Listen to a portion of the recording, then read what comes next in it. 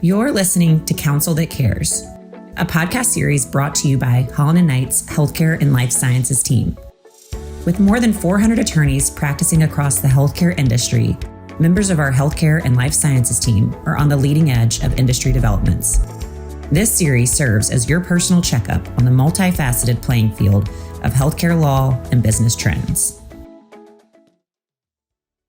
Welcome to Counsel That Cares. This is Morgan Ribeiro, the host of the podcast and a director in the firm's healthcare section. Today, we are continuing our digital health series with a discussion on the shifting oversight by the SEC on cybersecurity requirements. For this conversation, I am joined by Bess Hinson, a partner in the firm's data strategy, security, and privacy practice. Bess, welcome to the show. Thank you for having me, Morgan. I'm happy to be here. Awesome. So before we get into the meat of our discussion, which I think there's a lot for us to discuss and to describe to our listeners, can you just tell our listeners first more about your practice and your background? Absolutely. So I'm a privacy and cybersecurity partner in Holland & Knight's Atlanta office. And the focus of my practice is cyber and data risk management, as well as governance of those risks related to data, breach readiness and response, crisis management, and I also handle global data privacy compliance for various industries, including the healthcare sector. In addition, I'll oversee and coordinate compliance assessment and implementation programs for clients as they relate to HIPAA, the California Consumer Privacy Act, and other U.S. state privacy laws, the European Union's General Data Protection Regulation, and I also advise clients in various industries on information governance, online advertising, consumer policies, as well as website and mobile application policies and vendor management. One of my specialties is really coaching clients when they have a security incident or data breach, help them to navigate investigations into those breaches, the notification requirements, and managing privacy class action risks. Excellent. That is super helpful. And this is obviously a digital health related conversation. And I know you mentioned a description of your practice that you do a lot of work with healthcare organizations or healthcare related matters.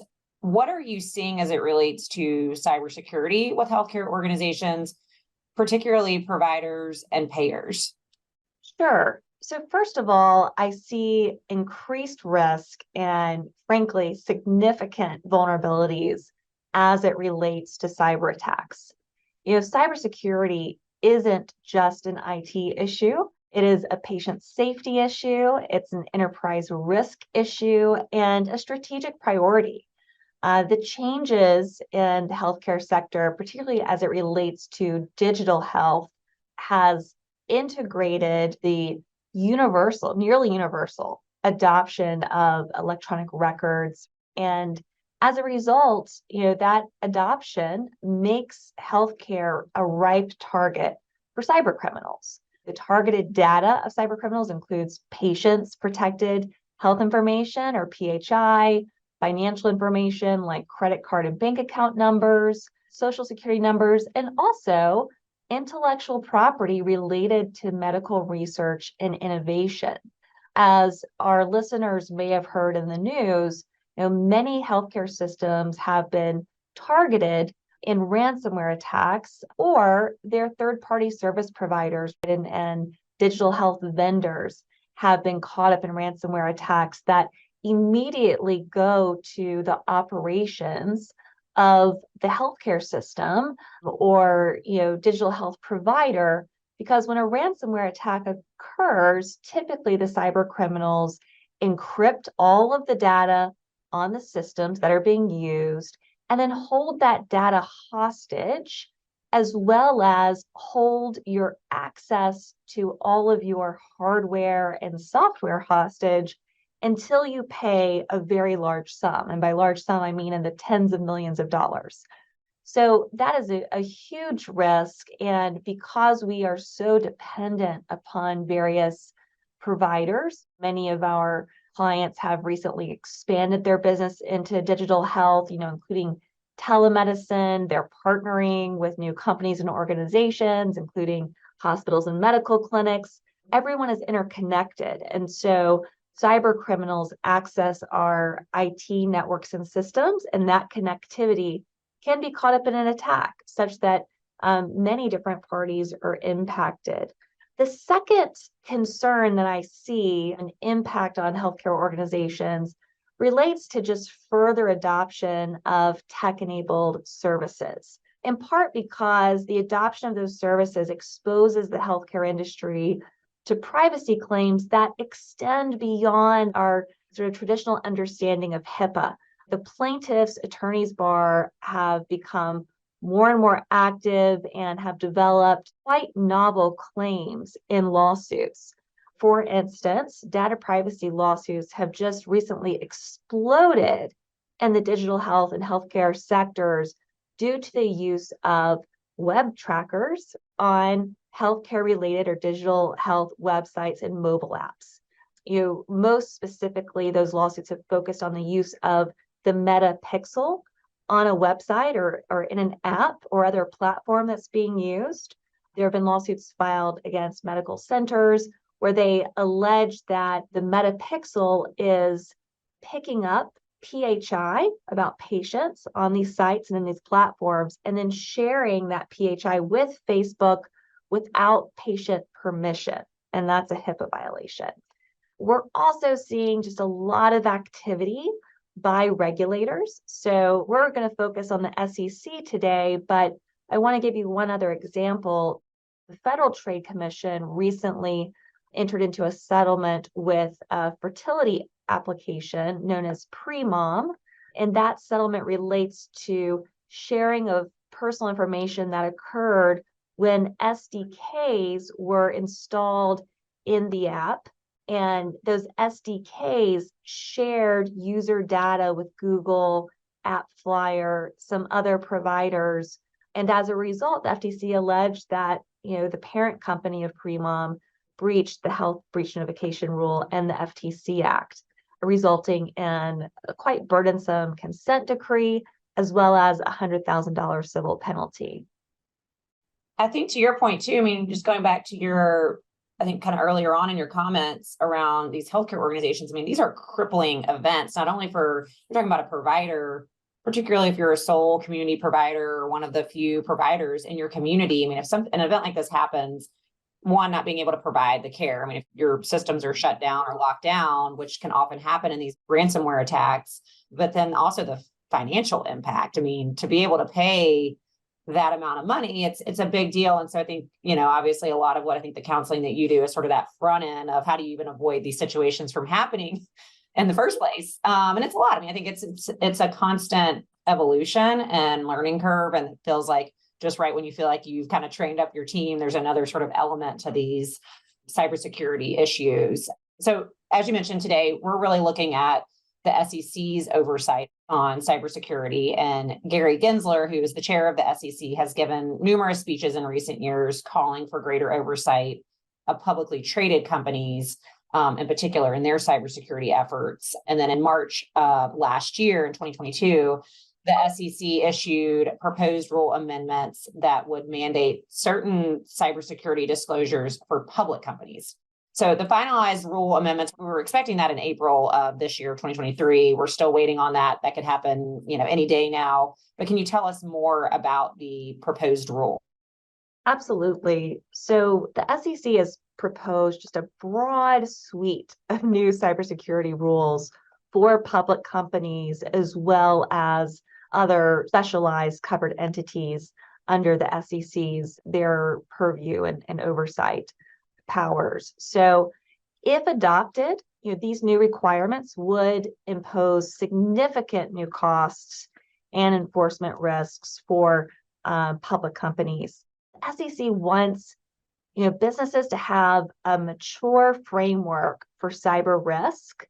They want businesses, including healthcare organizations, to plan for periodic updates of their cybersecurity programs, including performing regular cybersecurity risk assessments and disclosing cyber incidents to the SEC and other authorities within an incredibly short time frame, as soon as 4 days, right? Which is really nothing when you're in the midst of trying to investigate and determine the impact of a cyber attack. So also, the rule would require organizations to include updated disclosures in Forms 10K and 10Q, and disclosures related to their risk oversight policies and procedures. And the reason why that's so important is a lot of organizations have some written policies and procedures, but they may not be all that detailed, or they may be in the process of being developed, right? But here, you're going to be required to actually detail precisely what type of program, including written policies and procedures, you have. And there's a question in my mind of these are public disclosures. Our cyber threat actor is going to go through them and begin to understand the maturity of the programs and develop their target list accordingly. So there's a lot to consider. So I still find it surprising. We don't have a federal breach notification law right now. So it's only state by state. Can you tell us what is the proposed rules minimum standard for breach notifications? Sure. So the SEC is proposing to amend Form 8K to require all registrants to disclose information about a material, and I say that in material in quotes because it is a defined term in these proposed rules, cybersecurity incident within 4 business days after the registrant determines that it has experienced a material cybersecurity incident. So there might be some wiggle room in that companies need a little bit of time to determine if it's going to have a material impact on the business, but 4 days is very short. And when you compare that to current reporting requirements, such as in our state breach notification laws, in that set of statutes, really notice to individuals is required within about 30 days, 45 days. The same is true for regulators, although some regulators require notice within 14 days. And then, under HIPAA, notice to OCR is no later than 60 calendar days. So we're going, for healthcare organizations, we're going from sort of a 60 calendar day requirement down to 4 business days. That is a significant change, and it requires organizations to think very carefully about their incident response plan and also the timeline for escalation of discovery of the incident to leadership and also to legal, so that decisions can be made within that short 4 business day timeline about whether or not Form 8K needs to be filed. Wow. Okay. And then some of the requirements reflect what some industries already consider best practices, but it certainly has more bite to it because it's enforceable now. Can you tell us more about what you know about the enforceability of this and how does that actually play out when we talk about enforcement? Sure. So to start, understand these new requirements would greatly increase the SEC's management of regulated entities' approach to cybersecurity and system integrity. The SEC's oversight of that has really just been developing in recent years.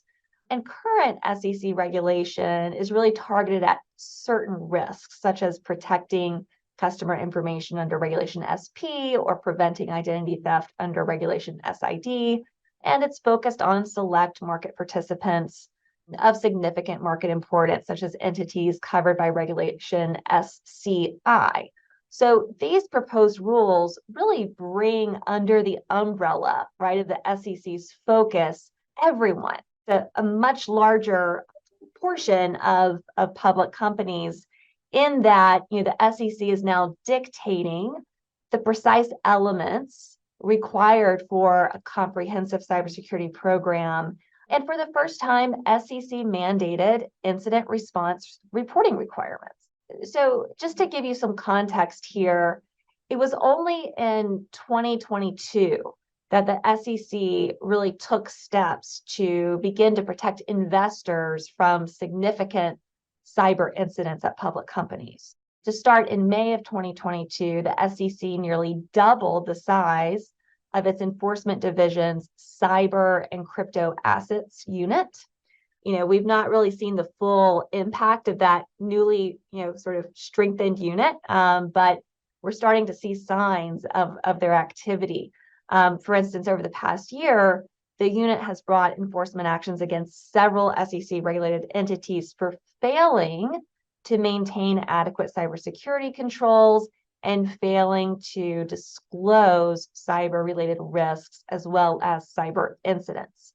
And part of the violations that the SEC has alleged against these companies include failure to adopt written policies and procedures that protect customer records and information. So SEC is very focused on this concept of written policies and procedures that are thoughtfully created and tailored to the business holding that information. A few other just examples of enforcement actions. We've seen many more charges, fines, and settlements from the SEC in recent years related to cyber. For instance, in July of 2022, the SEC charged JP Morgan Securities and UBS Financial Services and TradeStation Securities for deficiencies in their cybersecurity programs. And ultimately, the penalties ranged from $425,000 to $1.2 million. Then in September 2022, the SEC ordered Morgan Stanley to pay $35 million for failing to appropriately protect the records and information of customers, including their personal information. And another trend that has arisen that I think is frankly somewhat alarming, and I think we want to be concerned about this as we are engaging and hiring information security professionals in the C-suite and understand the risk they are taking on professionally.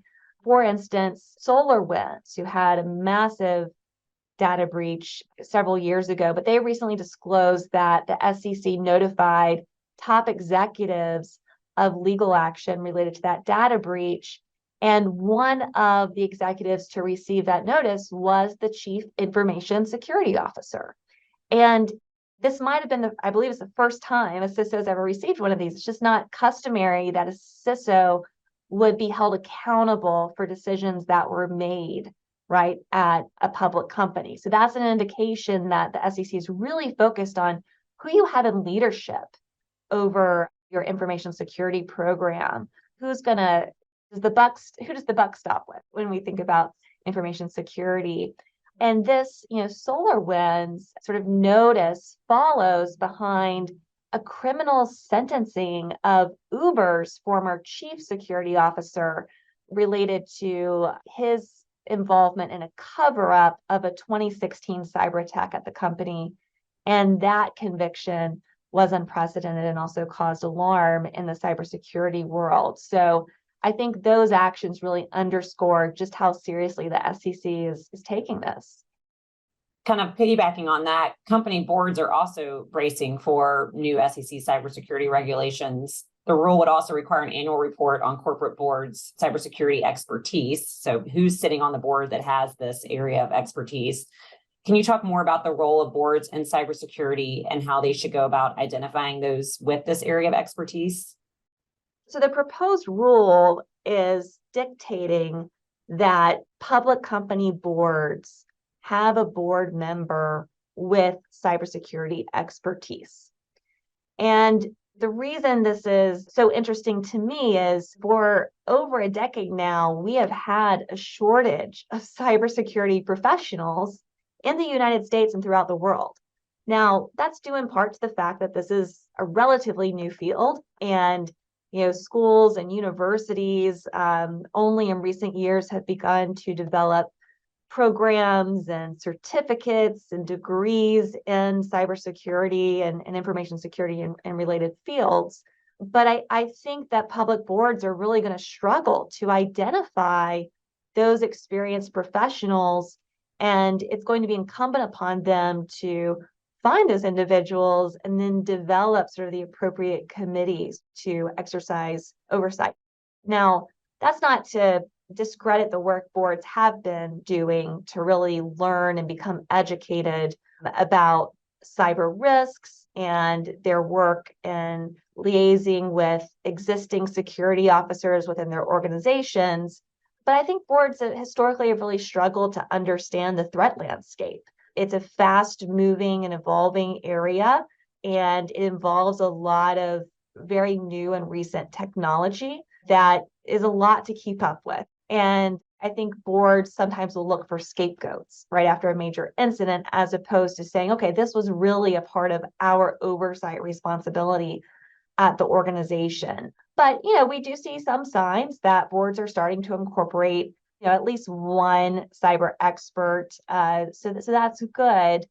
And many of the very largest publicly traded companies do now have a former CISO or chief technology officer or government official on their board to help fill in those gaps. And I do think CISOs themselves have gotten better at communicating the threat landscape to their boards just through regular reporting opportunities, so that boards and the C-suite can just be prepared for incidents and increased scrutiny that may come from the SEC and other regulators. And so I know there may not be any hard data on this, but just your sense of sort of the current landscape. Are most companies prepared for these changes? Yeah, that's a great question. In some ways, the maturity of a cybersecurity program, one, it's never mature enough. We are always having to reassess new threats, new vulnerabilities that exist in software that is used almost universally by organizations as we await for certain tech companies and software developers to issue a patch.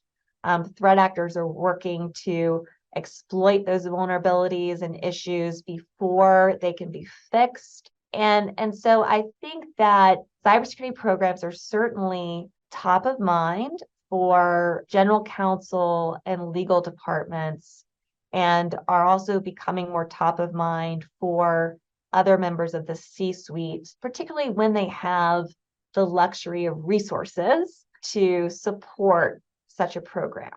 I still worry that there are some organizations that are in growth mode and there might be corners that are being cut, which frankly can create significant risk and diminished value for the business, as that company grows and looks to continue to invest or raise funds, right, for their growth.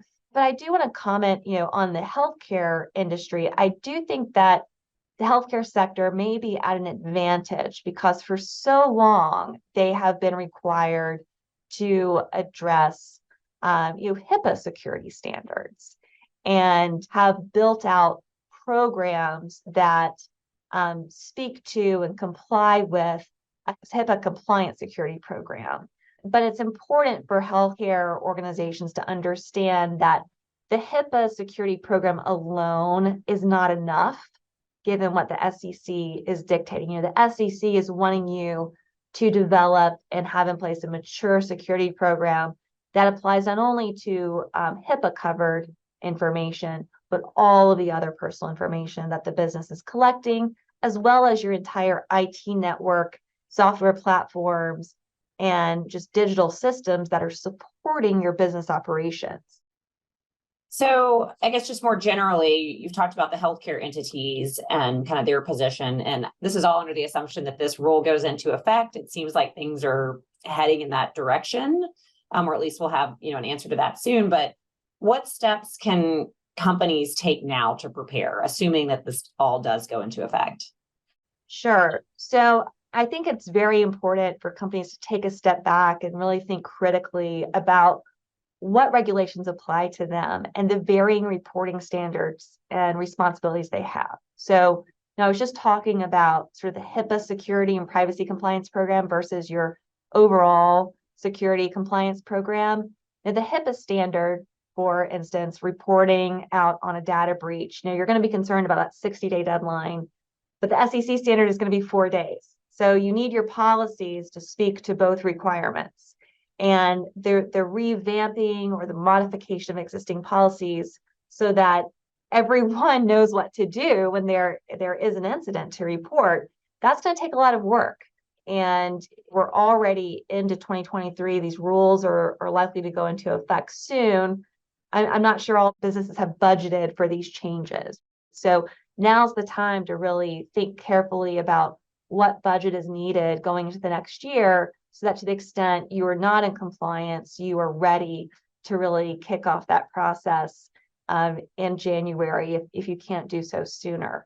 I think it's important to review, if you haven't done so already, just your current information security preparedness and any cybersecurity assessments that have been conducted recently, whether those assessments are against the ISO standard or the NIST standard, and see what gaps exist, right? What medium risk gaps exist or high level risk gaps exist, and where can you put those risks and gaps on your roadmap so that you can remediate those issues sooner rather than later.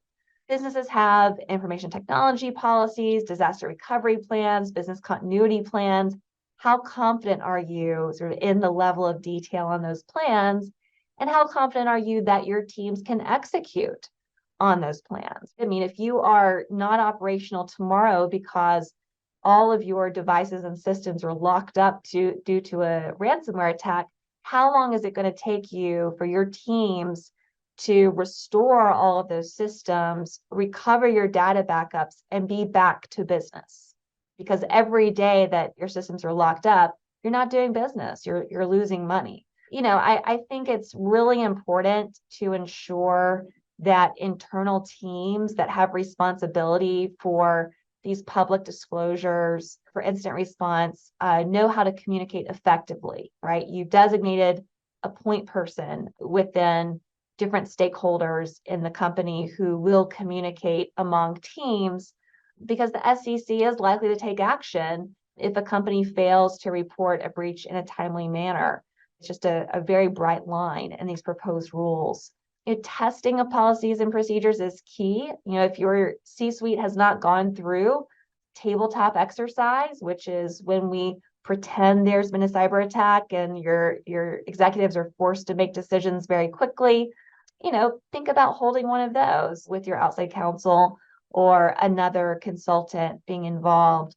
And I think that businesses can also just begin to strategize perhaps with their internal communications teams or PR teams around, okay, if we had to file a disclosure about a material cybersecurity incident, what type of other language would we use externally? How would we respond to media inquiries and requests related to that disclosure so that you're prepared?